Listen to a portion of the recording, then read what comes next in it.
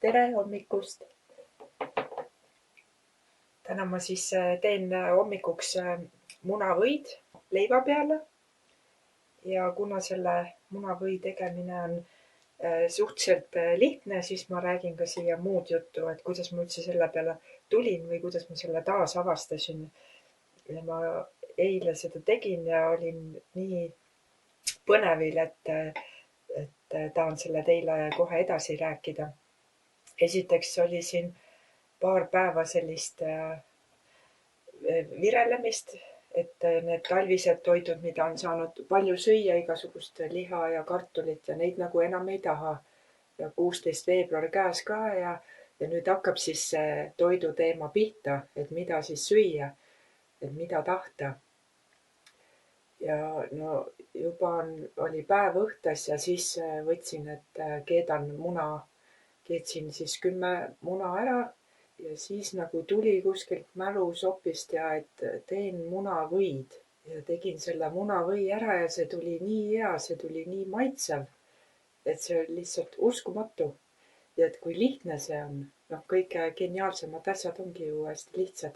Ja siis ma meenutasin, et kus nagu küsisin ema käest ka, et kuidas see siis täpsemalt käib ja tema ütleb nagu, et tema ei tea ja mina mõtlen, et kuidas ma siis seda tean, et munavõid ma olen ikka nagu kunagi teinud ka ja et see mulle hästi meeldib aga mul on selline tunne, et see pärinebki vanaema ajast. Kui me vanaema juures käisime, et vanaema tegi seda munavõid, siis oli ju see autopoes sai käia, seal oli leiba ostis.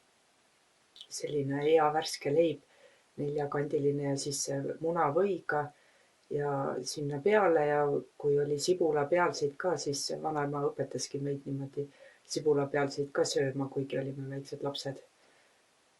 Et see munavõi on nii hea. Jällegi hästi tervislik, kasulik, valgud ja kollageen ja mis siin kõik jälle pidid sees olema. Nii et soovitan seda ka teile, et kas teha hommikusöögiks või vahepalaks või siis pidupäevadeks, sest see struktuur ja see maitse, see on lihtsalt ülim. Ja nüüd ma siis näitan ära, et kuidas täpsemalt. Nii, esiteks koostisosad on hästi tähtsad. Mul on hangitud kodukanamunad, mis on nagu mega maitsvad. Keetmisel ma teen niimoodi, et lasen vee keema.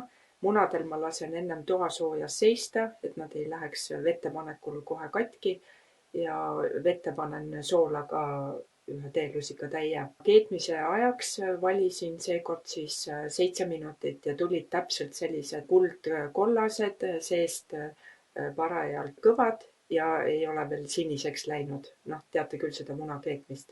Nii sai siis need munad keedetud. Kui on valmis, siis ma kallan kuuma vee pealt ära ja lasen külma vee peale. Siis nad saavad jahtuda.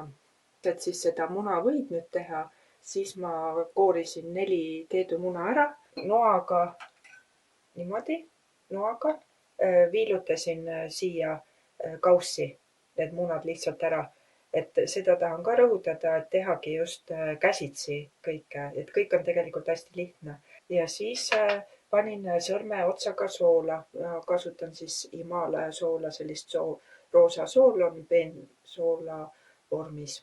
Ja siis taluvõi ehk siis 82% või. Sellel on lihtsalt koostisosad, on väga naturaalne.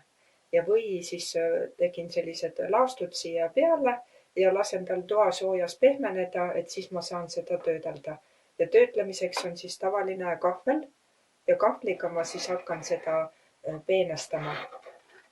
Ma nüüd näitan ära ka, et kahvliga lihtsalt peenestada ära ja vot siis tuleb see õige struktuur, et ta on selline paras, et on ka nagu tükiline. Et ei ole liiga peen või liiga vahune või selline, et see õige konsistents tuleb tal. Ja see maitse ja see jäi nii mõnus ja hõrk, et see oli lihtsalt uskumatu, et alati sellistel puhkudel jälle ma mõtlen, et kuidas ma ennem selle peale ei tulnud. Aga noh, nagu öeldakse, et nälg ongi kõige parem kokk.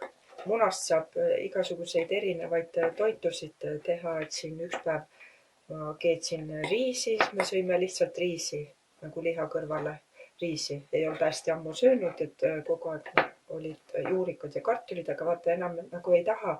Need hooajad muutuvad ja isud muutuvad ja nüüd ongi käes see veebruar ja eriti veel märts, et no siis ei tea, mida tahta ja mida võtta. Ja siis tahaks nagu sellist kergemat, nii et see munavõi ka praegu tuleb selline kergem amps. Ja nüüd ei olegi muud, kui see panna see munavõi leiva peale ja ongi valmis. See on nagu esimene variant, kõige lihtsam ja alati need puhtad maitsed jäävad ka kõige maitsvamad. Nii et tumedale leivale, see praegu on siin kodukandi leib poest ostetud. Mul muud ei ole käepärast, aga see just on ka hea variant, et need maitsed kokku annavad sellise super tulemuse. Ja lihtsalt panedki kahvliga siia peale.